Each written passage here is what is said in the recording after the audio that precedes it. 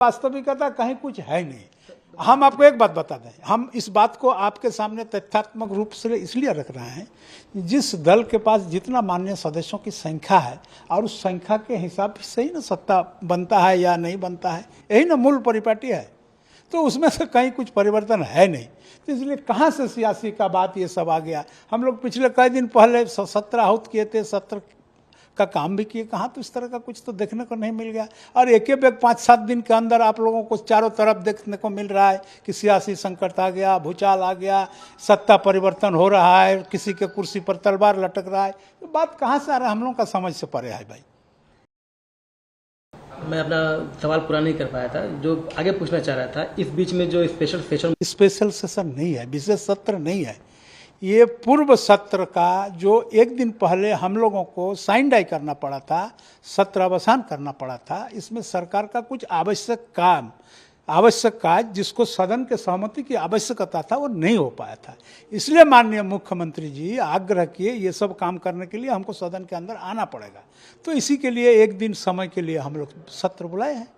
क्या बिजनेस रहने वाला है उस 5 तारीख को? देखिए क्या क्या बिजनेस तय करके, लेट नाइट अभी है समय, सरकार बिजनेस तय करके हमारे पास जैसे भेजेगा हम आप लोगों तक ये बात बता देंगे।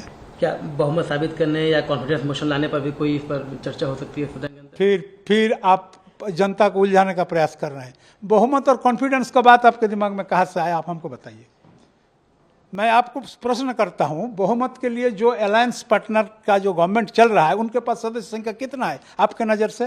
नहीं, सदस्य का उनके पास पर्याप्त है, लेकिन आरोप फिर जब आरोप है तो आप इतना बात समझते हैं कि नहीं, फिर आप इस चीज को करके लोगों को क्यों गुमराह करने का प्रयास कर रहे हैं? ये तो आप नहीं मान लीजिए, अगर इस तरह का बात आप सवाल करेंगे तो लोगों के मन में कंफ्यूज पैदा हो जाएगा। सत्ता पक्षी आरोप लगा रहा है कि कोई छोड़िए, कोई पक्ष कुछ नहीं आरोप लगा रहा है। आप तो सीधा सा मैथमेटिक्स आप भी जानते हैं, जब विधानसभा में जो कवर करते हैं न्यूज़ को, तो किनके पास कितना सदस्य संख्या है ये तो आप भी जानते हैं, हम भी जानते हैं। तो इसके अंदर में फिर नया चीज़ कहाँ से उभर के आ रहा है, हमको समझ में नहीं आ रहा है। और जब हमारे समझ में नहीं आता है तब हम उस विषय पर कुछ बोलते नहीं है।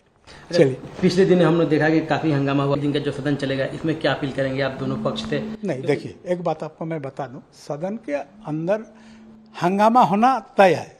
हंगामा माना इस सदन में नहीं, हर सदन में जो पक्ष और विपक्ष और विभिन्न विचारधाराओं का पार्टी सदन के अंदर में रहता है। इसलिए सरकार के काम काज में सारे लोग सहमत होंगे ऐसा तो विषय नहीं है। सरकार का किसी भी काम काज के लिए विपक्ष के मान्य सदस्य सहमत नहीं हो सकते हैं, तो नहीं जब हो सकते हैं तो वो तो अपना विचार व्यक्त कर ही सकते हैं, और विचार व्यक्त करने के क्रम में कुछ से कुछ हो सकता है। ये बड़ा विषय नहीं है, यहाँ तो विचारों का टकराहट है। तो ये इसको अगर आप हंगामा बोल करके तो लोग तो दूसरा चीज सोच लेंगे, इसमें ऐसा बात नहीं है। अच्छा, एक बार फिर पहले सवाल पाता हूँ, आखिरी सवाल होगा मेरा।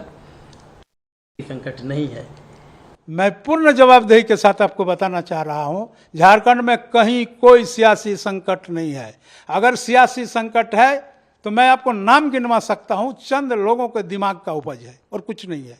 आपकी भी नज़र महामहिम के फैसले पर टिकी हुई है? नहीं, हम उधर नहीं जाएंगे। महामहिम होते हैं, उनका क्या विषय है क्या विषय नहीं है, इस पर हमारा टीका टिप्पणी करना मर्यादा के खिलाफ हो जाएगा।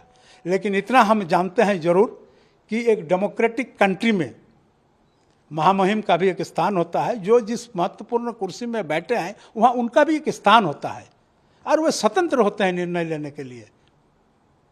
उसके बाद आप अपना हिसाब किताब से उसको ही करिए।